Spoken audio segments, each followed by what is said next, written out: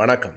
நான் சுபவீரபாண்டியன். இரண்டாவது உலகப் போர் 1939ஆம் ஆண்டு தொடங்கிற்று. அடுத்த ஆண்டு ஏப்ரல் மாதமே ஹிட்லர் பிரான்ஸை கைப்பற்றியதோடு மட்டுமல்லாமல் பிரான்சில் இருந்து பிரிட்டனை நோக்கி தன் குண்டுகளை ஏவினார். அவற்றில் சில குண்டுகள் லண்டன் மாநகரத்தில் வந்து விட அங்கே ஒரு பெரும் பதற்றம் நிலவியது. அப்போது பிரிட்டிஷ் அரசாங்கத்தினுடைய பிரதமராக இருந்தவர் லெவின் சாம்பர்லின். அவருக்கு எதிராக எதிர்க்கட்சிகள் குரல் எழுப்பினார்கள். இவருடைய திறமையின்மைதான் காரணம் என்றார்கள். அதனை அடுத்து அவர் சார்ந்திருந்த ஆளுங்கட்சியான கன்சர்வேட்டிவ் கட்சியின் உறுப்பினர்களே அவர் பதவி விலக வேண்டும் என்று நாடாளுமன்றத்திலே குரல் எழுப்ப வேறு வழியின்றி லெவின் சாம்பர்லின் 1940 மே மாதம் பதவியிலிருந்து விலகினார். அந்த இடத்திற்கு தான் வின்ஸ்டன் சர்ச்சில் தேர்ந்தெடுக்கப்பட்டு பிரிட்டிஷ் அரசாங்கத்தினுடைய பிரதமரானார். சர்ச்சில் மிக திறமையானவர் என்றார்கள். ஜார்ஜ் பெர்னாட்ஷா அது குறித்து ஒரு கட்டுரை எழுதினார். ஆமாம், மிகுந்த திறமையானவர் தான். இல்லை என்றால் தன் கட்சிக்காரர்களையே